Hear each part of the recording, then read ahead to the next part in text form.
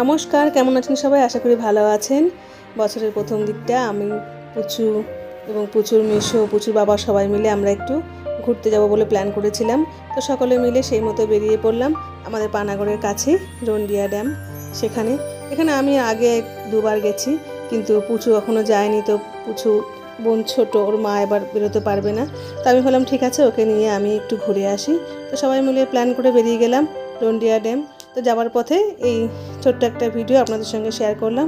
তো এই যে পানাগড় থেকে রন্ডিয়া ড্যাম যেতে খুব একটা দূর নয়, কাছেই পড়ে।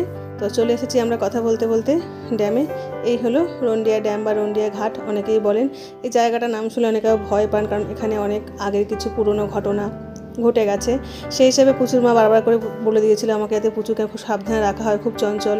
তো আমরা গাড়ি দাঁড় করিয়ে ওর মেশো ওরা মালপত্র সব নামাচ্ছে, আমি আর পুচু চলে এলাম একটু এই নদীটা এখানে ঘুরতে। তো এই হলো রন্ডিয়ার যেটা দামোদর নদী, সেই নদী।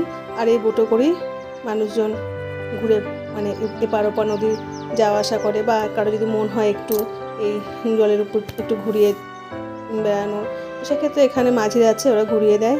আর আমরা এখানে একটু খাবার টিফিন হালকা করে করবো বলে বসে গেলাম। আমরা রান্নাবান্না সব বাড়ি থেকে করেই নিয়ে এসেছি।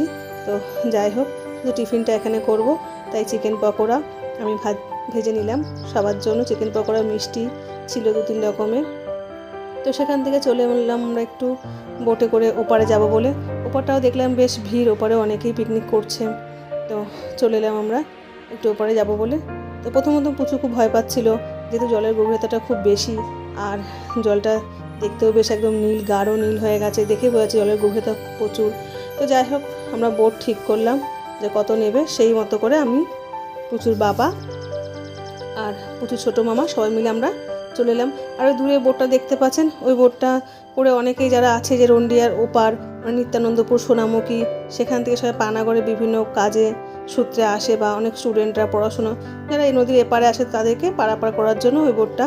তো সেটা প্রচুর ভিড়, ওটাতে এমনি সাধারণ মানুষ যারা টুরিস্ট হিসেবে পিকনিকে আসেন তারা ওটাতে চাপছেন না, ওটা শুধুমাত্র ডেলি যাতায়াতের জন্য। আর আমাদেরকে এভাবে এটাকে আমাদের বুক করতে হলো। তা এই হলো সেই জলের কালার, দেখতেই পাচ্ছেন, দেখে বোঝা যাচ্ছে যে কতটা খাল হতে পারে জায়গাটা। তো প্রচুর হাত দিচ্ছিল, বারণ করা হচ্ছিল, কিন্তু ওই বাচ্চা তো মন মানছে না, জল পেয়ে খুব খুশি, এভাবে জলে হাত দিয়ে খেলা করে যাচ্ছে।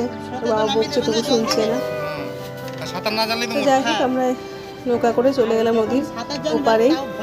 যত কাছে যাওয়া হচ্ছে ড্যামের কাছে, তত যেন ভয় লাগছে, কারণ সেখানে জলের স্রোতটা প্রচণ্ড বেশি আর ঢেউটাও বেশি, দেখে সত্যি ভয় লাগার মতো। আর যে বললাম, এখানে রন্ডিয়াতে অনেক রকমের ঘটনা ঘটেছে, সেই কারণে একটু ভয়টাও লাগছে। এই দেখতেই পাচ্ছেন, কাছে যত যাওয়া হচ্ছে তত যেন স্রোতটাও বাড়ছে আর ঢেউটাও খুব বাড়ছে। কিন্তু এপার ওপারে দূরত্বটা খুব একটা বেশি নয়। আমরা ঠিক করলাম ওখানে গিয়ে 10-15 মিনিট একটু ঘুরবো, ওপারে একটি দোকানপাটও আছে, সে পুচু বললো ওখানে একটু ঘুরে আসি। তো সেই হিসেবে আমরা বেরিয়ে গেলাম, আর আমাদের এই পুরো জায়গাটা ঘুরিয়ে দেওয়া হবে, সেই হিসাবে আমাদেরকে নৌকাটা কন্ট্যাক্ট করা হলো।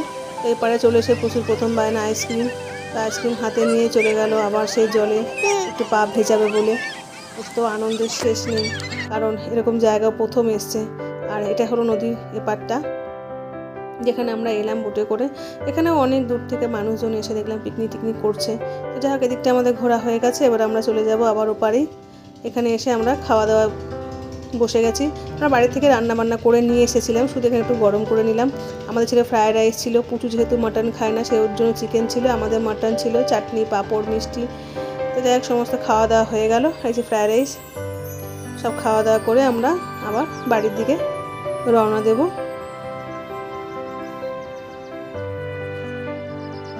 তো খাওয়া দাওয়া শেষ, আমরা আবার চলে যাচ্ছি বাড়ির দিকে। তো কেমন লাগলো আজকের ভিডিও কমেন্টে অবশ্যই জানাবেন। দেখা হচ্ছে আবার পরের কোনো ভিডিওতে।